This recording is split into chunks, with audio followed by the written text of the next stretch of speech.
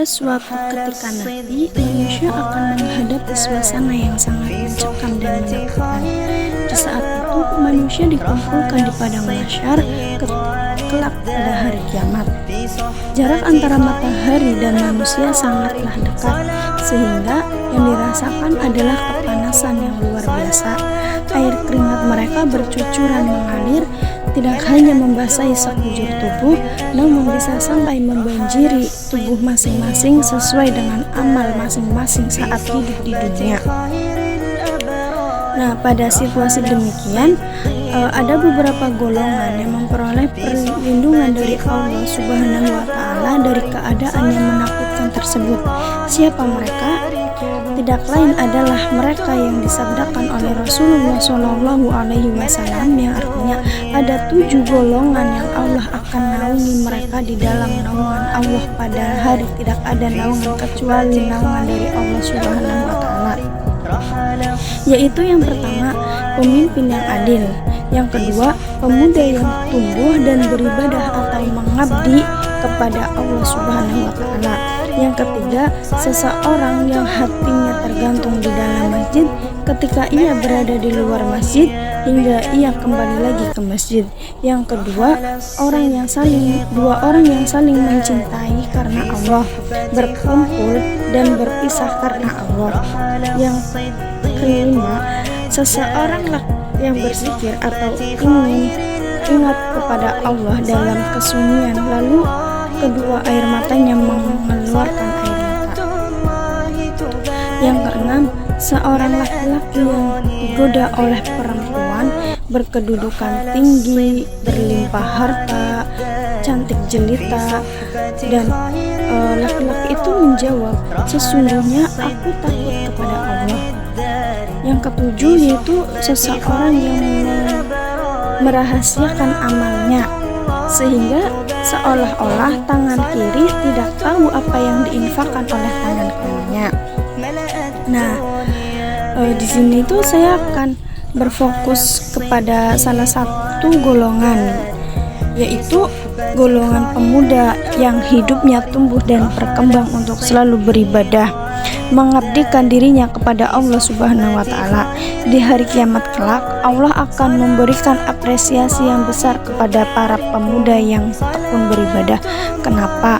Karena banyak pemuda biasanya memang selalu cenderung rawan menjadi jauh karena hal-hal positif yang bersifat mengabdi atau beribadah kepada Allah Subhanahu wa Ta'ala. Tidak sedikit dari mereka mengabdi atau mengikuti kesenangan hawa nafsunya sendiri. Menjadi pemuda rajin ibadah yang kelak akan memperoleh naungan dari Allah Subhanahu wa Ta'ala tentu tidak mudah.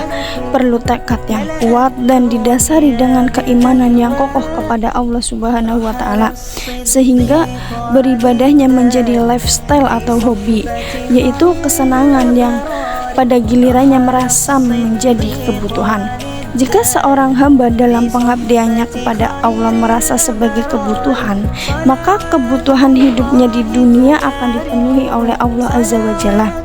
Nah, Allah telah berfirman, yang artinya tidaklah ada makhluk yang melata di bumi ini kecuali Allah yang menanggung rezekinya.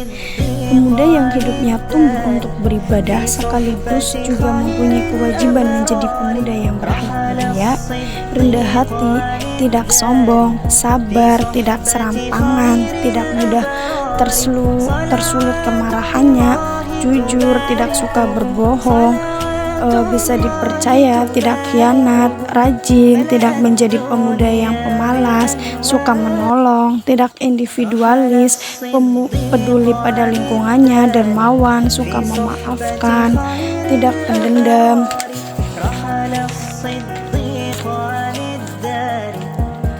menghormati dan menghargai orang lain, tidak suka menghina, serta sikap-sikap terpuji lainnya. Dengan demikian, Jika ada pemuda ahli ibadah dan kehidupan kesehariannya bagus, Allah akan memberikan apresiasi yang sebesar-besarnya. Ketika ia mati, kelak pada saat orang sedunia dikumpulkan menjadi satu dari generasi Nabi Adam hingga orang yang lahir besok saat mendekati hari kiamat, semua berkumpul dalam hiruk-pikuk yang agung. Pada saat itu tidak ada naungan sama sekali. Semua merasa panas yang sangat terik. Tetapi pemuda yang ahli ibadah tadi mempunyai prioritas dari Allah. Ia akan mendapatkan naungan sehingga ia tidak berkepanasan. Pemuda itu adalah pemuda yang rajin beribadah dan sudah barang tentu sikap dan perilakunya baik terhadap sesama.